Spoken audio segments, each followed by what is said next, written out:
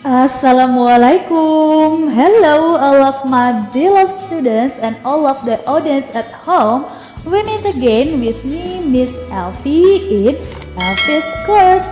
In this video, we are gonna talk about ability and inability to do something.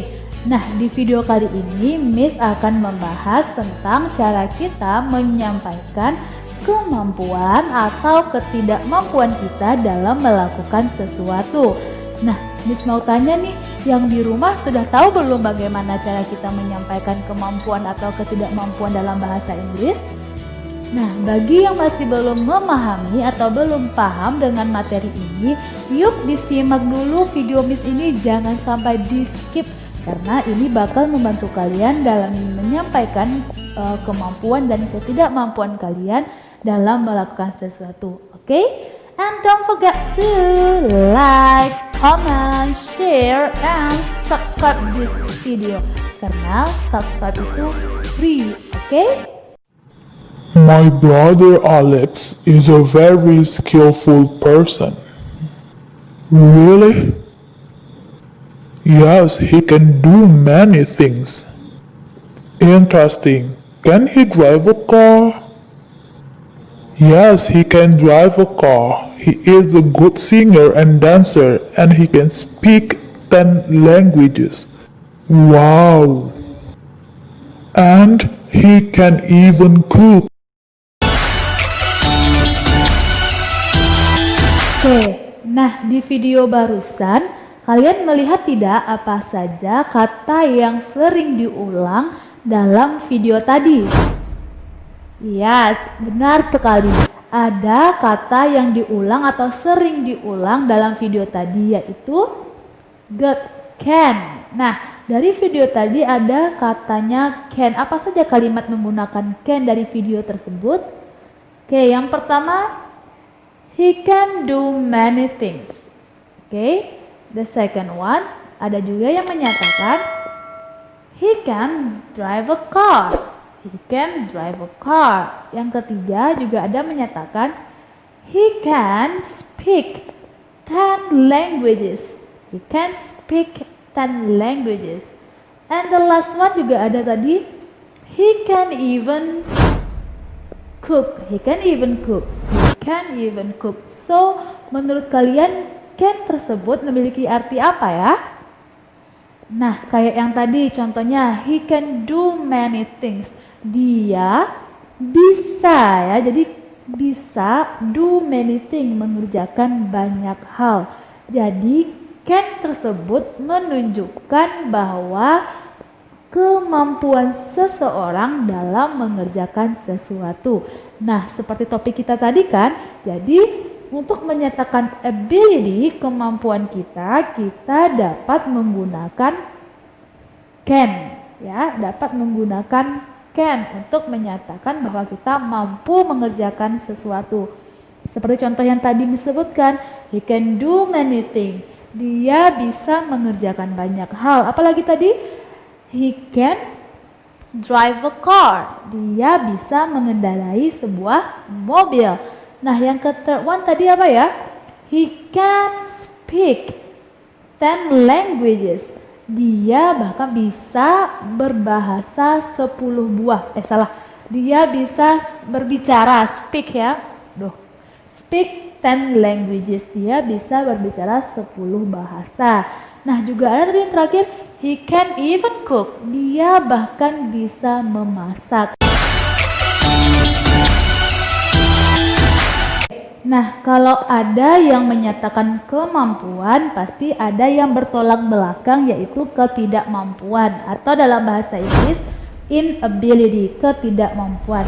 Ya, namanya di dunia ini pasti ada yang berbeda ya, atau bertolak belakang, siang dan malam, atau perempuan dan laki-laki. Begitupun juga dengan pelajaran kita hari ini. Ada yang mampu dan ada yang tidak mampu, ability and inability. Nah, tadi sebelum ini kita sudah bahas ya cara kita menyampaikan kemampuan kita dalam mengerjakan sesuatu. Sekarang bagaimana ya kalau kita mau bilang kita tidak mampu melakukan sesuatu tersebut? Nah, sebenarnya itu nggak terlalu sulit sih, cukup kalian menambahkan not setelah can tadi. Jadi seperti contoh yang sudah kita dengarkan dalam video, tadi dia bilang kan, he can do many things. Dia bisa mengerjakan sesuatu. Kalau kita kebalikannya berarti dia tidak bisa. Berarti kalau tidak bisa cukup kita tambahkan not setelah can. Jadi gimana aja bentuknya? Bentuknya jadinya seperti ini. He can't do many things. Jadi cannot-nya itu bisa kita singkat menjadi can't atau tidak bisa. Kalau kalian tidak ingin menggabung cannot tersebut, kalian juga bisa menyebutkannya cannot seperti biasa. Jadi he cannot do many things. Jadi ada dua cara untuk menyampaikan ketidakmampuan. Bisa kita singkat cannot tersebut menjadi can't, dan bisa kita langsung menyebutnya cannot. Jadi cukup mudah ya untuk menyatakan kemampuan dan ketidakmampuan.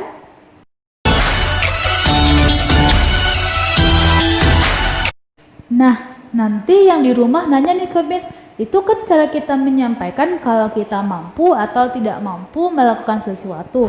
Tapi Miss, kalau nanti misalkan kita mau menanyakan ke seseorang, dia bisa melakukan sesuatu atau tidak bisa melakukan sesuatu, gimana ya Miss? Nah, caranya cukup gampang. Kalian cukup meletakkan can tersebut di awal. Nah, seperti contoh, he can do many things. Kalian tukar aja can ini dengan he, kemudian kalian meletakkan can di awal. Jadi gimana bentuknya? Jadi bentuknya bisa can he do many things? Bisakah dia mengerjakan banyak hal? Jadi can-nya itu kita letakkan atau kita posisikan di awal dari sebuah kalimat tersebut. Cukup gampang ya, atau butuh contoh satu lagi? Nah, contoh yang kedua yang seperti tadi, he can drive a car. Dia bisa mengendarai sebuah mobil. Jadi kita bisa bertanya apakah dia bisa mengendarai mobil kan? Jadi kita cukup memindahkan can ke depan menjadi can he drive a car? Can he drive a car? Bisakah dia mengendarai sebuah mobil? Oke, nah untuk lebih jelasnya di sini Miss Elvi mau memberikan kuncinya Miss Elvi agar kalian lebih gampang membuat kalimat ability and inability to do something. Nah, kalau ability tersebut kita anggap aja itu kalau kita menyatakan kemampuan, anggap positif ya, positif kalimatnya. Jadi kita bisa meletakkan subjek, setelah subjek kita gunakan can, dan setelah can kita gunakan verb pertama. Nah, yang tadi setelah verb pertama ini bisa objek atau complement, objek atau keterangan.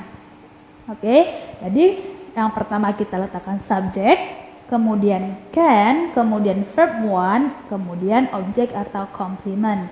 Nah, subjek ini yang mana ya Miss? Pasti kalian sudah tahu. Subjek itu bisa I, bisa you, bisa they, bisa we, bisa she, bisa it. Dan juga bisa nama orang. Nah, kemudian kalau yang inability, ketidakmampuan, nah seperti yang Miss sebutkan di dunia ini pasti ada yang berlawanan siang dan malam. Sama sekarang kita ambil yang inability, ketidakmampuan. Kita anggap kalau ability positif, berarti inability negatif. Oke, kalau negatif cukup kita pertama itu kita gunakan subjek, ya, subjek, kemudian can't or cannot. Jadi bisa dipilih kita mau memakai can't or kita memakai cannot. Kemudian verb one, ya, verb one dan plus object or complement. Oke. The third one yang ketiga yaitu questions. Kita sebutnya ini yes no question ya, pertanyaan ya atau tidak saja. Jadi jawabannya bisa ya saya bisa atau no saya tidak bisa. Oke. Caranya yang di awal kita gunakan can, kemudian subjek, kemudian verb pertama, dan yang terakhir objek atau complement. Jangan lupa ya questionnya. Is it clear enough?